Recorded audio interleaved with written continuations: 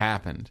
And my father, anytime he needed something, some kind of tool, he never bought anything. He never bought tools, rakes, shovels, anything. He would just send me across to the neighbors and borrow a hammer, go borrow this. And I would come and I'd knock on the door and the father would answer, and he knew what was going to happen. I knew what was going to happen. We had to go through it. He'd give me the hammer. I bring it to my father. He tried to fix something and wouldn't, and then would just throw it in the garage and wouldn't return it. He would never return it. And then a little while later, the guy would knock on our door, like 6 months later. Your dad stole my rake. Can I have it back? I'm like, look, I didn't ask to live with this guy. I can't vouch for how he behaves, but he feeds me. So do you think your children feel the same way about you? Are they going to have the same story? There'll be some stories, not that one, because I do even less than my father. Because he couldn't teach me how to fix anything, so I didn't learn, and I'm not going to try and pretend. So at Thanksgiving 2 years ago, my family, we sat around the table and at the country club, and we said, let's say what everybody's thankful for. And my wife goes, no. Let's say what bugs us about each person. Oh, my God. Oh, nice. We were on the floor.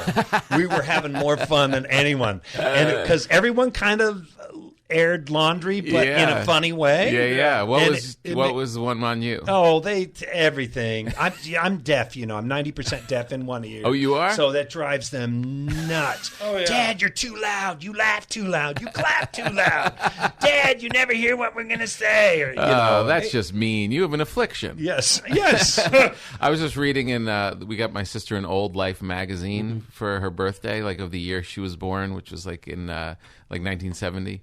And we were just looking at all the ads and stuff. Yeah. There was this horrible ad for Easter seals, which was a great cause, Yes. to help people. Yeah. But the way they talked about handicapped people, it was like handicapped and crippledom. If your child is a part of crippledom, it was like there was no language of like physically disabled or anything. It was just horrible. Crippledom. You know what? You guys But that's know each what you other. are. Your ears were crippled. Yes. You guys know each other, right? Yes. So why don't we try that here? Tom, what annoys you about Ron? Oh, he's horrible. He's always depressed. He just never has a good thing to say about anybody. Has to you juggle see him, everything. it's just always a cloud around him. Audiences hate him. They hate when he goes on stage. He just dies every night. Nobody likes to see his tricks. Nothing.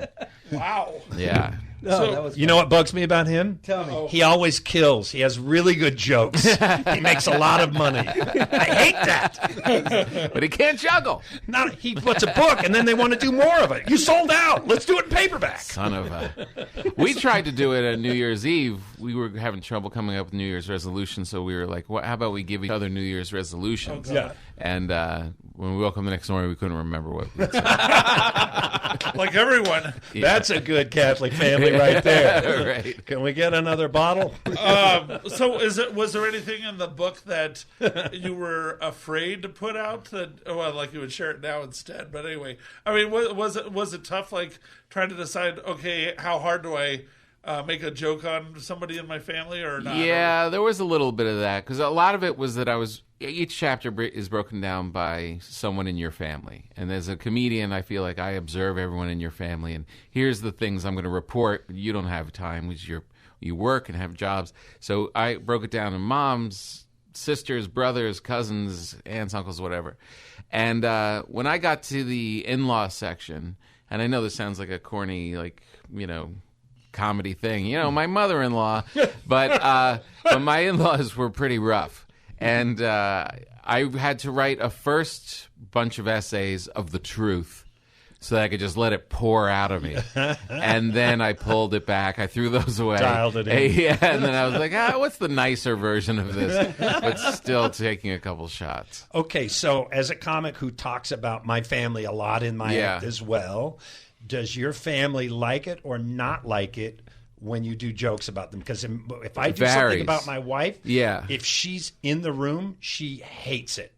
Because she goes, then everybody looks at me in between every joke. Yeah. But my kids get mad if I don't. You got a new joke about me. Why aren't you doing the new joke? Yeah. It varies. My wife has the same issue. It depends if It depends on who she's with, like what people are around her in the room. That makes sense. Like if somebody's smart enough to understand that this is a comedian and he's obviously making things up and and creating this mythical wife. Oh, you make it up? Has nothing to do with you. Oh, I tell the truth. Then it skates. But when they're like, I can't believe he's saying that about you, that kind of starts the book. The biggest one was my father, who's like this big Italian tough guy. He could punch all of us out with one fist. And I made a joke about him on The Tonight Show, about him sitting there during the Oscars watching people come out during the red carpet. My father had like salsa on his chubby belly, sitting there in his stained T-shirt. I relate. Yeah, mocking all the beautiful women in their dresses. And I'm like, something's wrong with this. And I told that on The Tonight Show. He still hasn't let me forget it. Wow. He's like, well, you know, that time you told that thing about me I wasn't even eating salsa. I'm like, it's just a joke. It was jam. It was strawberry jam. Yeah. My mom is the one in my family who hates the most if I talk about her on stage. And so then she's like, well, don't ever talk about me. Don't ever talk about me. But then she'll laugh at everybody else that I talk about. Like, right. She loves it when you do in order of who she dislikes the most. So she loves my sister's husband being made fun of. Yeah. But herself, don't you ever. I'll disown you. Yeah. I mean, come on. If at this point you don't understand it. You know what's weird is that my kids are 16 and 13, and I don't really have a clue on how much they've seen. I know they haven't read the book, and my 16-year-old reads like a ton. But they, it's interesting to watch where they tap the brakes. Like they know I'm funny. I make them laugh. It's a cool thing. The job. But I don't know. They've never come back and said anything about the material that's been put out or the book or any of that. Like I don't know if they see it or they just don't want to. I have no vibe on it. Maybe a different generational thing, no? Because maybe. Nowadays the kids, you share everything, right? Yeah. So it's not that big of a deal. But someone like your father, yeah, you don't go around sharing details of your life. That's a good point. Yeah. I shot a special 2 months ago, and I couldn't. My daughter had no. I'm going to go to a concert. She wouldn't come. My wife, I'm going to stay home with the dog because my dog is sick. I drugged my son down, kicking and screaming to watch my special. It's such a different. It's so weird. Yes. Yeah. But when I was on a Disney Channel movie. Pretty big role in a Disney Channel movie, and right when my daughter was in that 6th grade range. Oh, perfect! And I mean, that made her world. Yeah, so that's I guess huge. If you can speak in their wheelhouse, then you're. If you can bring them benefits of show business that has nothing to do with if you can give them Instagram followers, then they love you. Yes, right, exactly. Yeah, if they can take a picture with Miley Cyrus because of me, they're all in. So in the book, you have like a few topics that are pretty interesting sounding. What about what is the story behind least popular baby names? I did, in addition to the essays, there were different lists that I would break up the writing with, and there were least popular baby names. Among which? I think Carl might have been one. even Carl's a punching bag. Even Tom is getting on it. Yeah, Tom. I really think he might have been. Wow.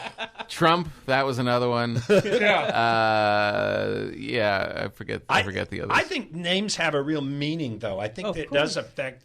Carl's a great man. Yeah, he's not a great baby.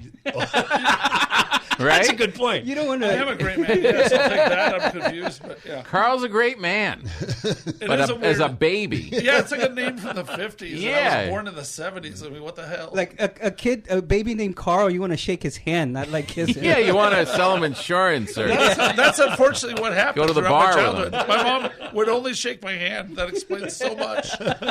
My grandfather's name was Kurt, and his friends called him Carl for short. Oh. Wow, really? Kurt? Did you just have a stroke? What happened?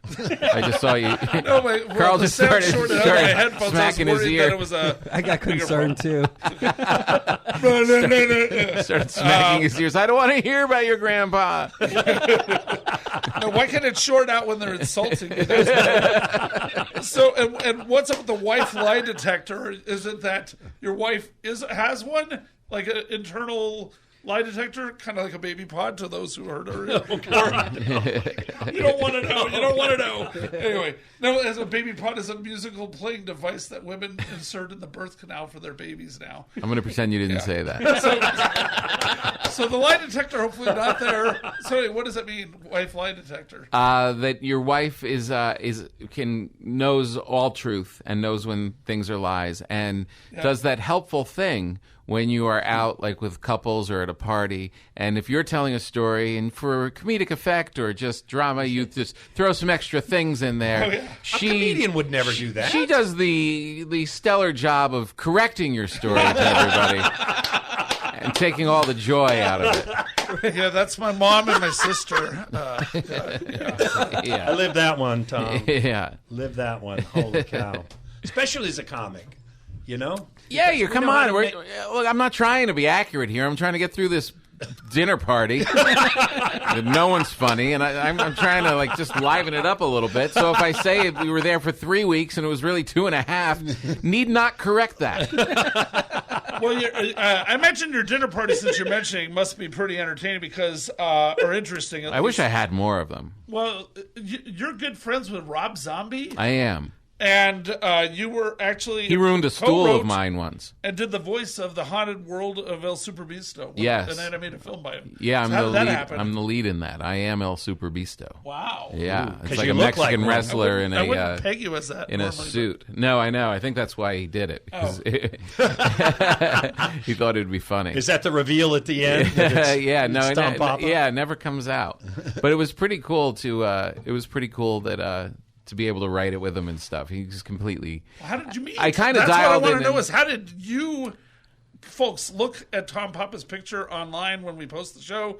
How does this guy become friends with Rob Zombie? I don't know. I don't follow. No, I'm saying you seem like a normal suburban kind of guy, and Rob Zombie looks like the I know. furthest thing I'm from... only kidding. It reminds me of Pat Boone living next door to the Osbournes.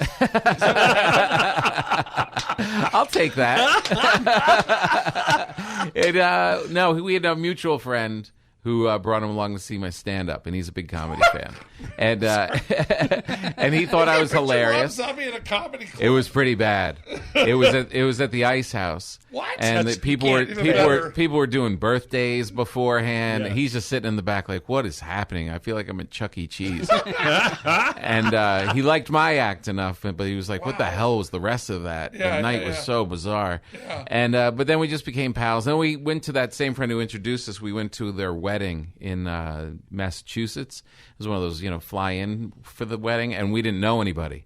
So the two of us just hung out all weekend, mocking all the other guests. And awesome. Yeah, like so then we comedians. became tight. Yeah, and he's just super creative guy. So he asked me to write this movie with him. And then when I was doing my stand-up specials, I asked him to direct them. What? Because because I wanted it to be a little more cinematic and a little more interesting.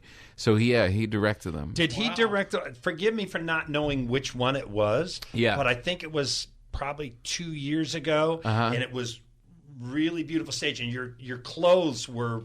Yeah, like really, a game show. Yes. Yeah. It was like we were thinking. That one was called Freaked Out. Yeah, and it's on Amazon. And we were like, why? Well, these people are giving us money to shoot a special. Yeah. Why am I going to come out there in a T-shirt and not care? Didn't you have showgirls with you or something? Yeah. So we're like, when do people have fun in show business? We're like, well, the 70s. It seemed like they had a blast. Yeah. They were all on coke, but at least they knew it. They were having fun. Well, that's the fun. True. So we created this set that was just amazing with all these lights on it. We got showgirls to come out and do a whole number in the beginning. Wow. And then I came out, I was dressed kind of like like Tom Jones, and I had this weird little microphone, and just did the whole thing that way. And that was just our creative vision. Yeah. Yeah, I remember it still sticks out in my head. Yeah. I go, that was cool. Yeah, cool. I was Thanks. impressed. Yeah, it was good. So now I'm not sure if I'm going to do if he'll do the next one. But I just did a thing. He has a new movie coming out called 3 from Hell. Oh, that sounds lovely. Yeah, which I'll is put my kids to sleep with that. Yeah, and I got to play a reporter in that. Is he a father by any chance? No, he's got 2 pugs. Okay, then I'll call off the authorities. Called Dracula and Frankenstein. Oh my gosh! Hey, when in your act, are your kids their real ages now, or are they? I keep them way younger. No, they are now. They are now. Yeah. So you've gone to that teen writing. They were 9 and 6 for probably 4 years. Yeah. And then I just find so much funny at 5, like 5. It is really funny. It is. Yeah, it is. I'm trying to